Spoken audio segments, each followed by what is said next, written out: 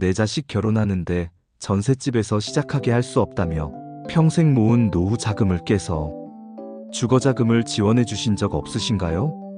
직장 생활 힘들다는 아들 녀석 말 한마디에 덜컥 퇴직금을 털어 가게 보증금과 인테리어 비용을 대주지는 않으셨는지요? 내가 없으면 몰라도 있는데 어떻게 자식 고생을 보고만 있나? 이것이 바로 우리 부모님들의 한결같은 마음일 것입니다. 내 통장에 든 돈은 내 돈이 아니라 언제든 자식을 위해 내어줄 예비 자금이라고 생각하며 살아오셨을 겁니다. 하지만 만약 그렇게 눈물겨운 사랑으로 미리 건넨 돈과 재산이 자식의 인생을 일으켜 세우는 디딤돌이 아니라 스스로 일어설 힘조차 빼앗아버리는 늪이 된다면 어떻게 하시겠습니까? 부모가 미리 깔아준 그 푹신한 돈방석이 오히려 자식을 안일하고 나태하게 만들어 평생 부모에게 손 벌리는 기생자식으로 만들고 결국에는 온 가족의 재산을 거덜내는 비극의 시작점이 될 수 있습니다. 안녕하세요. 100세까지 삶의 지혜를 쏙쏙 전해드리는 100세 쏙쏙입니다. 오늘은 피눈물 흘리며 후회하는 부모님들이 없기를 바라는 간절한 마음으로 매우 현실적이고 직설적인 이야기를 나누고자 합니다. 자식을 파산과 불행에서 구하고 싶다면 때가 될 때까지 절대 미리 주면 안 되는 5가지 물질적인 것들에 대한 이야기입니다. 영상을 끝까지 보시면 왜 부자들이 자식에게 돈을 함부로 주지 않는지, 진정으로 자식을 부자로 만드는 부모의 돈 쓰는 법이 무엇인지 깨닫게 되실 겁니다. 복권에 당첨된 사람들의 말로가 비참한 경우가 많다는 이야기 들어보셨을 겁니다. 한순간에 벼락부자가 된 사람들이 얼마 못 가 전 재산을 탕진하고 오히려 당첨 전보다 더 불행해지는 사례는 셀 수 없이 많습니다. 왜 그럴까요? 바로 그 돈을 감당할 그릇이 준비되지 않았기 때문입니다. 부모에게 아무런 노력 없이 미리 받는 재산도 이와 똑같습니다. 자식이 스스로 돈을 벌고 모으고 불리는 땀의 과정을 겪어보지 못한 상태에서 갑자기 큰 돈이나 재산을 손에 쥐게 되면 그 돈의 가치와 무게를 전혀 알지 못합니다. 마치 어린아이에게 날카로운 칼을 쥐어주는 것과 같이 위험천만한 일입니다. 이는 경제적인 문제만으로 끝나지 않으며 자식의 정신을 황폐하게 만듭니다. 첫째, 노동의 가치를 경멸하게 됩니다. 힘들게 한 달 내내 일해봤자 우리 아버지가 주신 돈에 비하면 푼돈이지. 이런 생각이 드는 순간 성실하게 땀 흘려 일하는 것에 대한 의욕을 잃어버립니다. 직장 생활은 그저 부모님께 용돈 받기 민망해서 마지못해 하는 신용이 되고 작은 어려움만 닥쳐도 에이, 더러워서 못해 먹겠다 며 쉽게 그만둬버립니다. 둘째, 인간관계가 철저히 계산적으로 변합니다. 주변에 돈만 보고 몰려드는 하이에나 같은 친구들만 꼬이게 됩니다. 진정한 친구를 사귀는 법 대신 내 돈을 보고 접근하는 사람들과 어울리며 허세를 부리고 결국 사기를 당하거나 배신당하며 깊은 인간 불신에 빠지게 됩니다. 부모가 준 돈이 자식 주변의 모든 관계를 오염시키는 것입니다. 셋째, 가정 불화의 가장 큰 원인이 됩니다. 부모 돈으로 편하게 사는 자식은 배우자에게 결코 존중받을 수 없습니다. 당신이 번 돈도 아니면서 왜 그렇게 생색내? 이 집 아버님이 해주신 거 아니면 당신이 어떻게 샀겠어? 이런 식의 다툼이 반복되면서 부부 사이의 신뢰는 깨지고 가정의 주도권은 돈을 댄 시부모, 장인장모에게 넘어가게 됩니다. 결국 자식의 가정을 부모의 돈으로 통제하게 되는 최악의 상황을 맞게 되는 것이죠. 우리는 지금부터 이 비극을 막기 위해 우리 부모님들이 가장 쉽게 저지르는 실수, 바로 미리 주면 집안 거덜나는 5가지에 대해 하나씩 뼈아픈 현실을 바탕으로 파헤쳐 보겠습니다. 첫 번째는 자녀가 결혼하거나 독립할 때 덜컥 자녀 명의로 집부터 사주는 것입니다. 내 자식 기죽이기 싫고 대출 이자 갚느라 고생하는 모습이 안쓰러워. 노후 자금의 상당 부분을 털어넣어주는 가장 흔한 실수입니다. 하지만 이 공짜 집은 자녀에게 평생의 족쇄가 될 수 있습니다. 금융 전문가들이 공통적으로 지적하는 가장 큰 문제는 자녀가 자산 형성의 황금기를 놓치게 된다는 점입니다. 2030대는 소득은 적지만 지출을 통제하고 종잣돈을 모아 투자를 통해 자산을 불려나가는 가장 중요한 시기입니다. 내 집 마련이라는 절실한 목표가 있을 때 젊은 부부는 허리띠를 졸라매고 악착같이 돈을 모읍니다. 이 과정에서 자연스럽게 경제관념이 생기고 재테크 공부를 하며 돈을 관리하는 능력이 길러집니다. 그런데 부모가 이 과정을 생략시켜버리면 어떻게 될까요? 자녀는 가장 중요한 시기에 돈 모으는 습관을 기를 기회 자체를 박탈당합니다. 어차피 가장 큰 목돈인 집은 해결됐으니 월급은 들어오는 족족 여행 가고 명품 사고 비싼 차를 사는데 써버립니다. 욜로라는 그럴듯한 말로 포장하지만 실상은 미래에 대한 아무런 준비 없이 현재를 탕진하는 것에 불과합니다.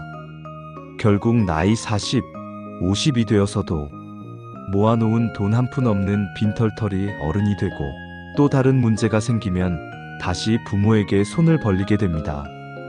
더 현실적인 문제는 세금 폭탄입니다. 자녀에게 직접 집을 증여할 경우 최대 50%에 달하는 높은 증여세를 물어야 합니다. 세금을 피하기 위해 차용증 없이 돈을 빌려주는 형태로 지원했다가 나중에 국세청 조사에 걸려 증여세는 물론 가산세까지 추징당해 집안이 풍비박산 나는 경우도 허다합니다. 내 자식 편하게 해주려다가 오히려 엄청난 세금 빚만 안겨주는 꼴이 되는 것입니다. 그렇다면 현명한 주거 지원은 무엇일까요? 증여보다는 대여의 형태가 안전하고 교육적입니다. 자녀가 집을 살 때 부족한 자금에 한해 정식으로 금전소비대차 계약서를 작성하고 빌려주는 것입니다. 이때 중요한 것은 반드시 법에서 정한 적정 이자를 받는 것입니다. 자녀에게 매달 이자를 받음으로써 부모는 안정적인 노후 생활비를 확보할 수 있고 자녀는 빚을 갚아야 한다는 책임감을 갖고 함부로 돈을 쓰지 않게 됩니다. 부모 자식 간의 돈 문제로 인한 갈등을 막고 절세 효과까지 누릴 수 있는 가장 지혜로운 방법입니다. 두 번째는 자녀가 회사를 그만두고 사업을 하겠다고 할 때 사업 계획이나 시장성에 대한 냉철한 판단 없이 내 자식 기 살려준다며 덜컥 거액의 창업 자금을 대주는 것입니다. 통계청 자료에 따르면 대한민국 자영업자의 5년 내 폐업률은 60%에 달합니다. 10명이 창업하면 6명 이상이 5년 안에 망한다는 뜻입니다. 이것이 냉혹한 현실입니다. 특히 아무런 준비 없이 부모 돈으로 쉽게 시작한 사업은 실패 확률이 훨씬 더 높습니다. 왜일까요? 절박함이 없기 때문입니다. 은행에서 대출을 받아 자기 돈으로 사업을 시작한 사람은 하루하루가 살얼음판입니다. 이자 낼 날짜, 월세 낼 날짜가 다가오면 잠이 오지 않습니다. 어떻게든 가게를 살리기 위해 밤을 새워 메뉴를 개발하고 전단지 한 장이라도 더 돌리며 필사적으로 노력합니다. 이것이 바로 내 돈이 주는 책임감의 무게입니다. 하지만 부모 돈으로 시작한 자녀는 다릅니다. 망하면 아버지가 또 도와주시겠지 하는 안일한 마음이 한구석에 자리 잡고 있습니다. 장사가 조금만 안 돼도 문제를 해결하려 노력하기보다는 역시 나는 사업 체질이 아니야라며 쉽게 포기해버립니다. 부모가 대준 수천, 수억 원의 돈이 공중으로 사라지는 것은 한순간입니다. 문제는 여기서 끝나지 않습니다. 첫 번째 사업 실패 후 자녀는 더 큰 사업 자금을 요구하기 시작합니다. 이번에는 아이템이 정말 확실해요. 저번 실패 경험이 있으니 이번엔 잘할 수 있어요. 자식의 눈물 어린 호소에 부모 마음은 또 약해지고 남은 노후 자금에 집까지 담보로 잡혀 돈을 마련해 줍니다. 결국 밑 빠진 독에 물 붓기가 반복되다가 자식은 신용불량자로 전락하고 부모는 길거리에 나앉는 최악의 비극을 맞게 됩니다. 그렇다면 자식의 창업을 어떻게 도와야 할까요? 전액 지원은 절대 금물입니다. 최소한 창업 자금의 50% 이상은 자녀 스스로 마련하게 해야 합니다. 자녀가 자신의 돈을 투자해야만 그 사업을 자신의 목숨처럼 여기게 됩니다. 또한 돈부터 달라는 자녀에게는 단호하게 거절하고 구체적이고 현실적인 사업 계획서를 가져오라고 요구하십시오. 시장 조사는 했는지, 예상 수익과 비용은 얼마인지, 경쟁 업체는 어디인지 꼼꼼하게 따져보고 마치 은행의 대출 심사관처럼 냉철하게 평가해야 합니다. 그 과정에서 자녀는 자신의 계획이 얼마나 허술했는지를 깨닫고 사업의 어려움을 배우게 됩니다. 이것이 돈으로 해결해주는 것보다 100배, 1000배 더 가치 있는 지원입니다. 세 번째는 자녀가 자신의 소득 수준에 맞지 않는 과시용 소비를 하도록 부추기거나 묵인하고 심지어 지원해주는 것입니다. 남들 다 드는 명품 가방인데 내 딸만 없으면 기죽지. 사위 체면이 있지. 국산 차는 좀 그렇지 않나? 이런 생각으로 딸에게 수백만 원짜리 명품 백을 사주고 아들이나 사위에게 수천만 원짜리 외제차를 사주는 부모님들이 있습니다. 자식의 체면을 세워주는 것이 곧 내 체면이 선다고 착각하는 것입니다. 하지만 이는 자녀에게 허영심이라는 암세포를 심어주는 것과 같습니다. 자신의 노력으로 얻은 성취가 아니라 겉으로 보이는 물질적인 것으로 자신의 가치를 증명하려는 그릇된 가치관을 갖게 됩니다. 한번 높아진 씀씀이는 다시 줄이기가 매우 어렵습니다. 부모가 사준 외제차를 유지하기 위해 매달 수백만 원의 유지비를 감당해야 하고 새로운 명품이 나올 때마다 뒤처지지 않기 위해 카드빚을 내게 됩니다. 결국 카푸어, 하우스푸어를 넘어 삶 전체가 빚더미에 올라앉는 인생 푸어가 되는 지름길입니다.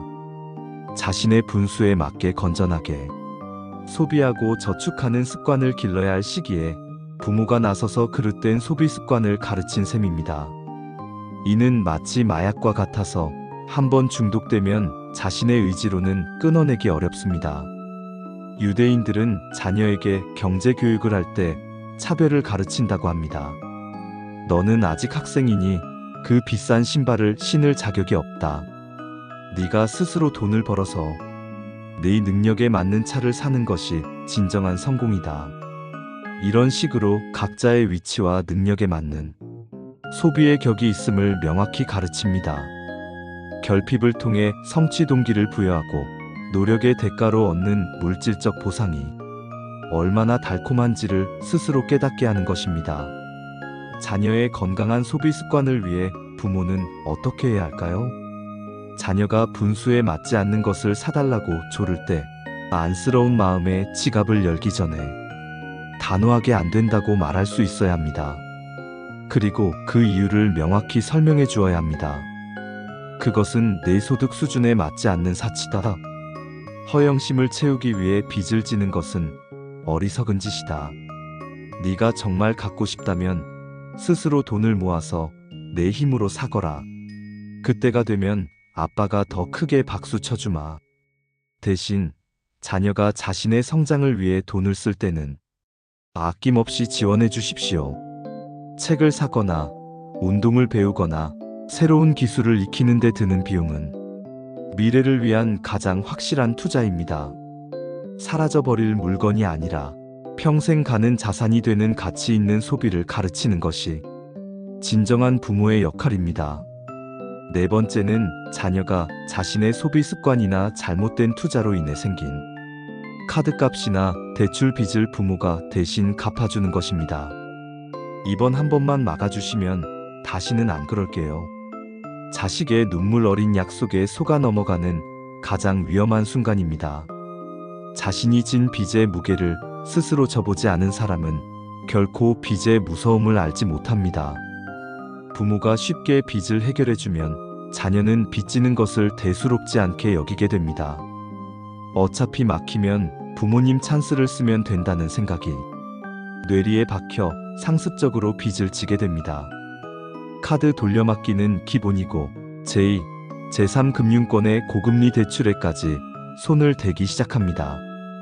부모는 처음에는 수백만 원 단위의 빚을 막아주다가 점점 그 액수가 커져 수천만 원, 수억 원 단위로 늘어나는 것을 속수무책으로 지켜볼 수밖에 없습니다. 결국 자식의 빚을 갚아주기 위해 부모의 집과 재산이 모두 넘어가고 온 가족이 빚의 구렁텅이에 빠져 신용불량자로 전락하게 됩니다. 자식 한 명의 잘못된 습관을 부모가 제때 바로 잡아주지 못한 대가가 온 가족의 파멸로 이어지는 것입니다. 금융 컨설턴트들은 이를 재무적 학대라고까지 표현합니다. 자녀의 잘못된 행동을 돈으로 덮어주는 것은 자녀가 재무적으로 독립하고 책임감 있는 성인으로 성장할 기회를 부모가 학대하는 것과 같다는 의미입니다. 자식이 빚을 졌을 때 부모는 어떻게 해야 할까요? 가장 먼저 할 일은 돈으로 빚을 갚아주는 것이 아니라 자녀와 함께 채무 상담을 받는 것입니다. 정부에서 운영하는 서민금융통합지원센터나 신용회복위원회 같은 기관에 찾아가 전문가의 도움을 받아 자녀의 재무 상태를 정확히 진단하고 스스로 빚을 갚아나갈 수 있는 현실적인 계획을 세워야 합니다. 개인 워크아웃이나 회생 절차를 밟는 것이 필요하다면 그 고통스러운 과정을 자녀가 직접 겪게 해야 합니다. 신용 등급이 떨어지고 금융거래에 제약을 받는 불편함을 겪어봐야 비로소 정신을 차리고 다시는 빚을 지지 않겠다고 다짐하게 됩니다. 부모의 역할은 빚을 대신 갚아주는 해결사가 아니라 자녀가 빚을 갚아나가는 고통스러운 과정 속에서 정신적으로 무너지지 않도록 곁에서 지지하고 격려해주는 상담사가 되어야 합니다. 마지막 5번째는 독립한 자녀에게 매달 정기적으로 혹은 비정기적으로 생활비를 지원해주는 것입니다. 특히 소득이 일정치 않거나 부모의 지원에 익숙해진 자녀에게 용돈 주듯이 돈을 주는 부모님들이 의외로 많습니다. 이는 자녀의 경제적 독립을 가로막는 가장 확실한 방법입니다. 매달 고정적으로 부모에게 돈을 받는 자녀는 자신의 소득 범위 내에서 지출을 계획하고 통제하는 능력을 상실하게 됩니다. 수입이 부족하면 지출을 줄이거나 추가 소득을 얻기 위해 노력해야 하는데 그럴 필요성을 느끼지 못합니다. 부족하면 엄마한테 말하면 되지 뭐. 이런 생각이 드는 순간 자녀의 경제적 성장은 거기서 멈추게 됩니다. 더 큰 문제는 부모 자신의 노후를 파괴한다는 점입니다. 요즘은 100세 시대입니다. 우리가 앞으로 살아가야 할 노후는 생각보다 훨씬 깁니다. 병원비, 간병비 등 나이가 들수록 돈 들어갈 곳은 점점 더 많아집니다. 자식에게 생활비를 대주느라 정작 자신의 노후 자금을 다 써버린 부모는 나중에 아프거나 거동이 불편해졌을 때 어떻게 될까요? 결국 그 짐은 고스란히 경제적으로 무능력하게 키운 바로 그 자식에게 돌아가게 됩니다. 자식의 부담을 덜어주려던 행동이 오히려 미래에 훨씬 더 큰 부담을 안겨주는 악순환을 낳는 것입니다. 자식에게 손 벌리지 않는 것이야말로 부모가 자식에게 해줄 수 있는 최고의 선물이라는 말이 있습니다. 나의 노후를 내가 온전히 책임지는 당당한 모습을 보여주는 것이 어설픈 경제적 지원보다 훨씬 더 훌륭한 교육입니다. 그렇다면 자녀에 대한 경제적 지원은 언제 멈춰야 할까요? 원칙적으로는 자녀가 경제적으로 독립한 시점부터입니다. 즉, 자녀가 스스로 직장을 구해 고정적인 소득이 발생하면 모든 경제적 지원은 중단하는 것이 맞습니다. 물론 결혼이나 출산 같은 인생의 큰 이벤트가 있을 때 축하의 의미로 일회성 지원을 해줄 수는 있습니다. 하지만 그것이 매달, 매년 이어지는 정기적인 지원이 되어서는 절대 안 됩니다. 부모는 자녀의 현금 인출기가 아닙니다. 자녀에게 단호하게 선을 긋고 나의 노후를 준비하는 모습을 보여주십시오. 그것이 당장은 서운하게 들릴지 몰라도 장기적으로는 자식과 나 모두를 살리는 가장 지혜로운 길입니다.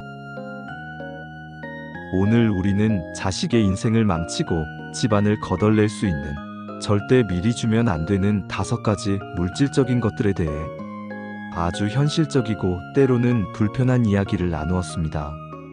자녀 명의로 덜컥 사주는 공짜 집, 묻지도 따지지도 않고 대주는 사업 자금, 자녀의 허영심을 채워주는 과시용 소비 지원, 대신 막아주는 카드값과 대출빚, 그리고 나의 노후를 갉아먹는 무한정 생활비 지원까지. 이 모든 것들은 자식을 사랑한다는 명분 아래 행해지지만 그 결과는 자식의 독립의지를 꺾고 가정 경제를 파탄내며 부모 자신의 노후까지 위협하는 끔찍한 비극으로 이어질 수 있음을 확인했습니다.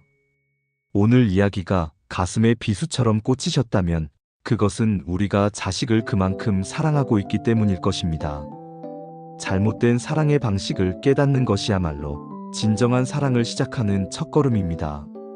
오늘 이야기가 자녀와의 돈 문제로 고민하는 많은 분들께 경종을 울리는 계기가 되었다면 좋아요를 눌러 공감을 표현해주세요. 또한 비슷한 경험으로 인해 어려움을 겪었거나 이를 지혜롭게 극복한 나만의 노하우가 있다면 아래 댓글을 통해 공유해주세요. 당신의 이야기가 누군가에게는 피가 되고 살이 되는 조언이 될 것입니다. 기억하십시오. 진정으로 자식을 부자로 만들고 싶다면 물고기, 즉 돈을 주는 부모가 되어서는 안 됩니다. 물고기 잡는 법, 즉 돈을 관리하고 불리는 지혜를 가르치는 부모가 되어야 합니다. 자신의 분수에 맞게 소비하는 법, 땀의 가치를 아는 성실함, 실패를 딛고 일어서는 책임감, 그리고 나 자신의 노후를 스스로 책임지는 당당함. 이것이야말로 자식에게 물려주어야 할 최고의 부자 수업입니다. 앞으로도 저희 100세 쏙쏙과 함께 자녀에게 존경받고 나의 노후도 풍요롭게 만드는 현명한 부모가 되는 길에 함께하고 싶으시다면 구독 버튼을 눌러 저희의 든든한 동행이 되어주시길 바랍니다. 오늘도 100세 쏙쏙과 함께 해주셔서 진심으로 감사합니다. 부디 돈으로 자식의 미래를 사는 어리석음 대신 지혜로 자식의 미래를 밝혀주는 위대한 부모님이 되시기를 간절히 응원합니다.